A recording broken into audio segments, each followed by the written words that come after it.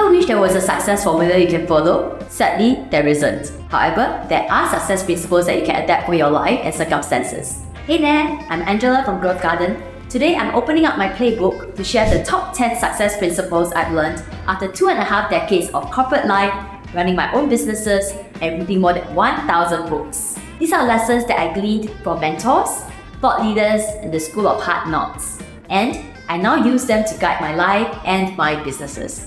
Principle number 1, be true to yourself. We are not born the same. We all have different life experiences that make us unique from others around us. Yet, most of us never fully embrace that uniqueness because we're too busy trying to please everyone else. It took me a long time to realize that there's no point worrying about others' opinions. Most of the time, they're too preoccupied thinking about themselves anyway, and you cannot change their minds. Become a master at being you. This means embarking on a journey to discover who you truly are, having the courage to put aside others' opinions of you, and learning to play to your strengths. Ask yourself, what unique strengths or perspectives do I bring to the table that others don't? Share your thoughts in the comments below. Principle number 2, simplify. Less is more.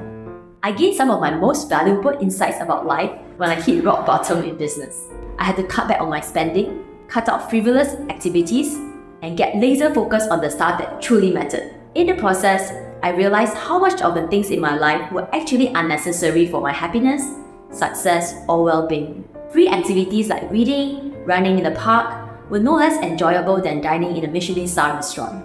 I discovered the benefits of staying in a 2-room HDB flat, which is basically the public housing in Singapore, compared to a 2-story penthouse. I got rid of the excess skincare, clothes, and bags that I rarely use.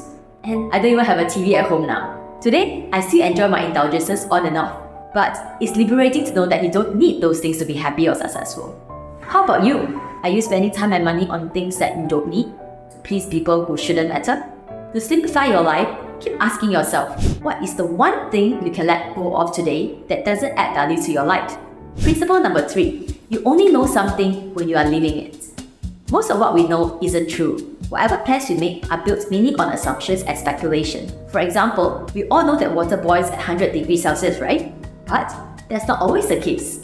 At higher altitudes, such as on Mount Everest, water boils at a lower degree. In a pressurized environment, such as a pressure cooker, water can boil above 100 degrees Celsius. For every amazing book I read, I can always find another equally good book with opposing advice. So, what's the best way to learn something? Is to do it yourself, discover the shades of grey in any truths, make tons of mistakes, and keep failing forward. Ask yourself, what is the truth that I believe in until I experience something different? Do I really know this, or am I just pretending to know it? Principle number 4, go for value, not quantity. One day, the machinery broke down in the factory and everything screeched to a halt. A seasoned technician was called in, and with a quick examination and a few adjustments, he fixed everything. Well, that'll be $3,000, he said. The manager was shocked. But you took less than an hour to do it. The technician said, well, let me break it down for you. Making the fix was $200, but knowing what to fix, $2,800. $3,000 please. The moral of the story, the value of expertise isn't just the time spent on the task, but years of experience behind it, so they know what to do. After years in business, I'd rather pay $10,000 for someone who can deliver $50,000 worth of output than pay $1,000 for 500 hours of someone's time, which is why I typically refuse contracts by the hour or any writer who charges for the number of words they write. Think of a time when someone's expertise saved you time or money. How did that change your perspective of value? Ask yourself, if I were to hire me, would I pay myself for what I'm doing? Principle number 5, as within, so without.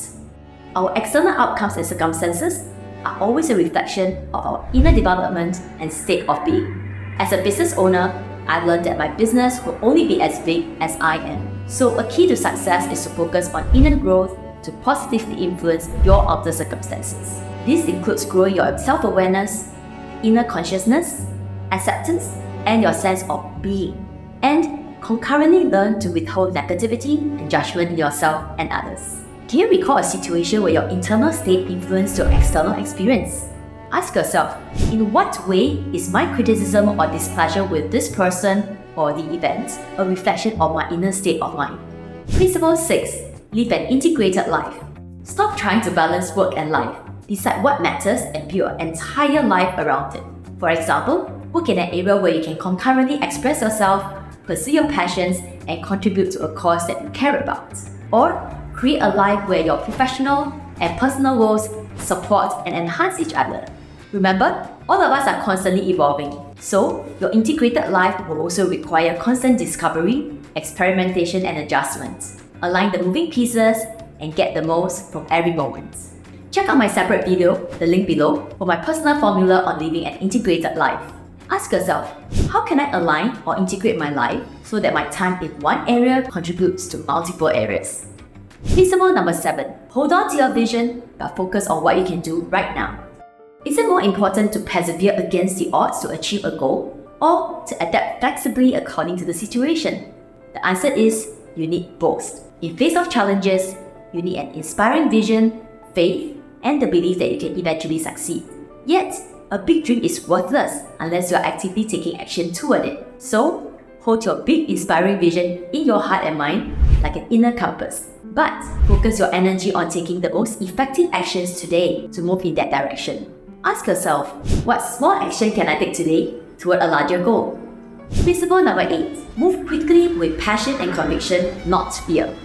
There is power in momentum, and momentum comes from a certain level of drive and action. So yes, it's important to hustle, but the key is not to act out of fear, nor about worry for lost opportunity or others' judgment. Instead, take purpose-driven action that's driven by conviction, belief, and a desire to make a positive impact. Reflect on the decision you have made out of fear versus one made from conviction. How are the outcomes different? Principle number 9. Take personal responsibility and accountability. Accountability is the ability to count or measure your results. Responsibility is the ability to respond to a situation. And you always have the ability to do both, to track your own progress and take full ownership for everything that happens in your life. Ask yourself, what's one thing I can do now to move toward my desired outcomes? Principle number 10. Seek synergy in an abundant ecosystem. Everything in the universe is interconnected and moves in cycles. This includes the daily sunrise and sunsets to the seasons. The same dollar is reused as it passes from one person to the next, and the same idea is replicated, evolved, and combined, and applied in countless different ways. Likewise, your life, business, or career are all a part of an abundant ecosystem. We often lose sight of that fact when we focus on scarcity and potential losses. Instead, look at synergies, connections, and opportunities to create a multiplier impact in many areas. Ask yourself, where or how can I create disproportionate results with my efforts or inputs?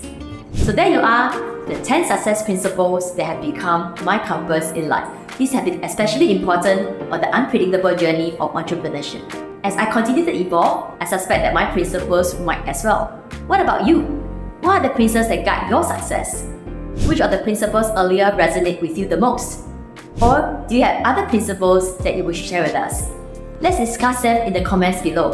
I'd love to hear your insights. Don't forget to click like, subscribe to GrowthGarden for more insights on growth and success, and do share this video with anyone who could benefit from it. See you in the next video.